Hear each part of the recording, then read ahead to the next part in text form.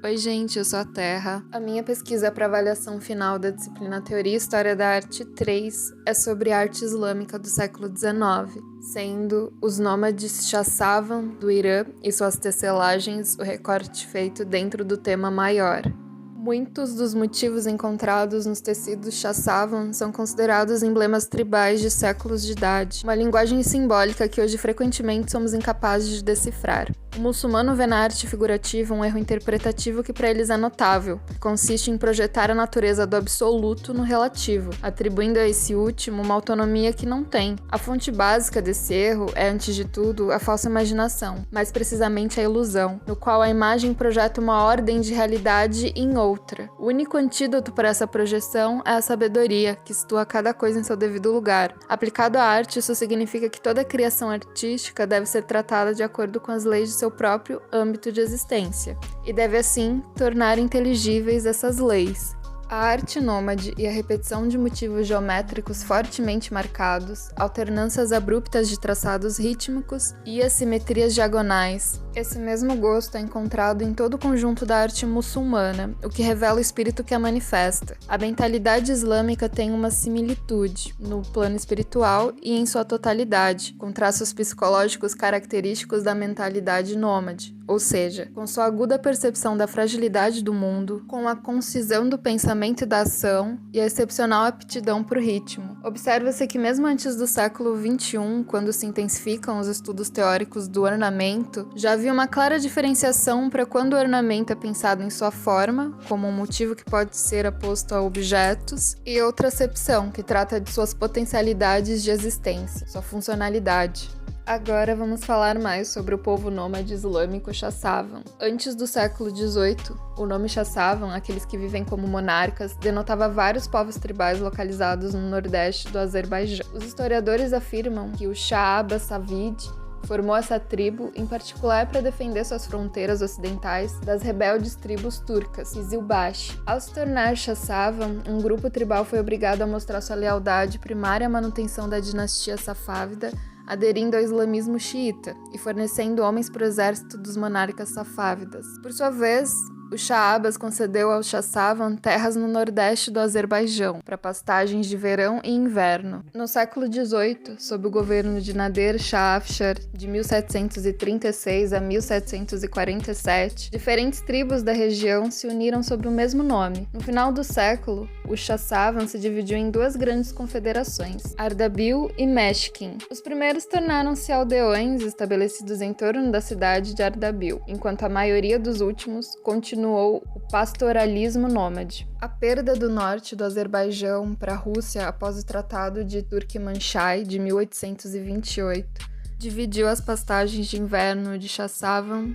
em Mugan. Os Chassavan tiveram permissão por uso limitado de suas pastagens na Rússia Mugan até 1884, quando a fronteira foi fechada pelos russos para sempre. Esse foi um golpe econômico severo que contribuiu para o colapso da hierarquia tribal. Muitos nômades foram forçados a permanecer do lado russo da fronteira, enquanto outros, da mesma tribo, ficaram do lado iraniano. A perda de pastagens tradicionais por mais de 2/3 do Chassavan levou a disputas violentas, ataques e rebelião quase contínua pelos próximos 40 anos contra as autoridades iranianas e russas. As obras selecionadas do Chassavan para esse trabalho foram as bolsas de selim. Este rosto de meio alforje duplo, chamado Korjin, foi feito por uma tecelã da tribo Chassavan, cujo nome significa aqueles que amam o rei. A faixa migratória histórica desses nômades turcos vai desde a costa sudoeste do Mar Cáspio até a parte sul da Transcaucásia. Os historiadores da arte identificaram as tecelagens de Chassavan, incluindo uma variedade de bolsas de pequeno formato, apenas no último meio século.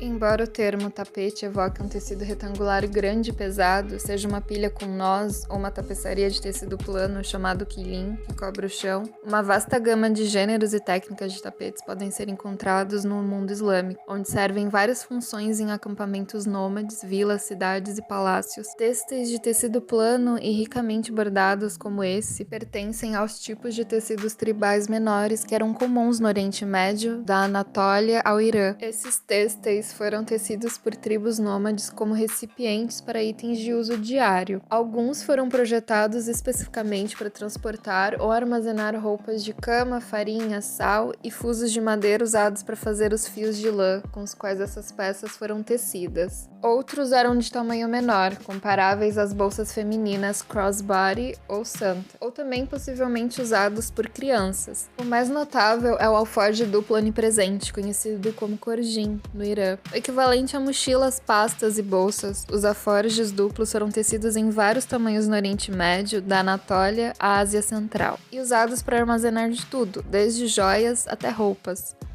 As tecelãs fiavam a lã, tingiam os fios e criavam esses tecidos, muitas vezes em pequenos teares portáteis. Eles demonstram o domínio dos tecelões e refletem tradições artísticas centenárias. Eles são ao mesmo tempo personificações da identidade tribal e exemplos impressionantes de expressão artística.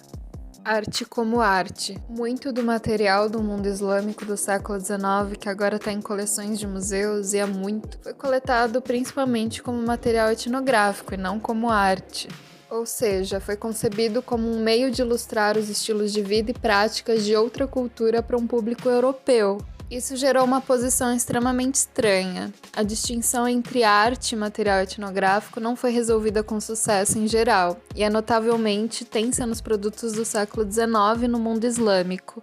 Contra esse pano de fundo, o estoque disciplinar do século XIX está aumentando. Existem 4 razões para isso. Em primeiro lugar, e da forma mais simples, o século XIX está se distanciando, e portanto é mais fácil de ser visto em algum tipo de totalidade. Em segundo lugar, à medida que o campo acadêmico da história da arte islâmica continua a se expandir rapidamente, com um número cada vez maior de praticantes, o alcance da bolsa de estudos também está se expandindo para incluir assuntos de estudo que antes eram percebidos como infraescavados. Terceiro e menos tangível, a mudança de humor na bolsa de estudos nas humanidades e universidades criou um clima que é muito mais simpático ao material híbrido, ambíguo ou não canônico do que antes. Essas mesmas mudanças de timbre também estão gerando maior interesse e sensibilidade pelas complexidades das relações entre o Oriente Médio e a Europa em toda a empresa colonial. Quarto, o boom do mercado de arte islâmica fez com que colecionadores de todos os tipos ampliassem seus horizontes. Um mercado dinâmico puxa as coisas ao seu redor por associação, e o material do século XIX provavelmente se tornou interessante para os colecionadores em parte por suas conexões com o cânone estabelecido de material islâmico pré-moderno, embora ligeiramente essas ligações possam ser apoiadas por modelos acadêmicos atuais.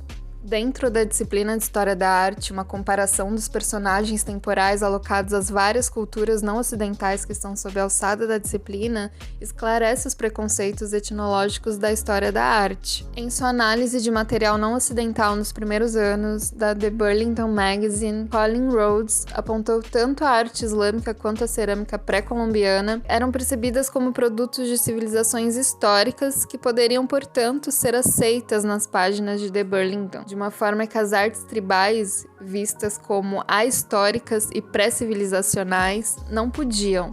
Objetos islâmicos e peruanos eram passíveis de ratificação na alta cultura europeia em virtude de sua percepção como objetos de um ambiente relativamente elevado de contexto cultural, situado no passado, referido como pré-moderno e de elite. Portanto, compreendem os 2 principais significantes da arte islâmica nesse contexto, quanto à valorização. Mas há outra questão envolvida, com implicações mais profundas. Não é apenas a extensão geográfica e temporal do material ao longo do qual se espera que a história da arte islâmica forneça, que apresenta um problema, mas também o tipo de informação que deve ser explicada a seus públicos. A capital cultural da maioria dos estudantes e membros do público que frequentam museus na Europa e na América do Norte é improvável que coincida muito, se é que coincide, com a dos criadores do material que está sendo apresentado a eles em tais contextos, e a das audiências muçulmanas pode coincidir apenas um pouco mais do que a dos não muçulmanos. Apresentações institucionais da arte e arquitetura islâmica são, portanto, obrigadas a investir uma quantidade considerável de tempo no estabelecimento de princípios de fé e perspectivas teológicas. teológicas, bem como circunstâncias sociais gerais e história política e econômica. Nesse arco etno-histórico, o material artístico é frequentemente chamado em primeiro lugar para funcionar como uma forma de evidência de verdades históricas, religiosas e sociais, uma prática com a qual alguns dos praticantes da história da arte islâmica se sentem mais confortáveis do que outros. Esse viés de evidência às vezes pode deixar muito pouco espaço para a discussão da arte como arte, isso é, como uma criação autônoma capaz de carregar algo mais do que a soma de suas qualidades formais ou a marca de circunstâncias históricas gerais feitas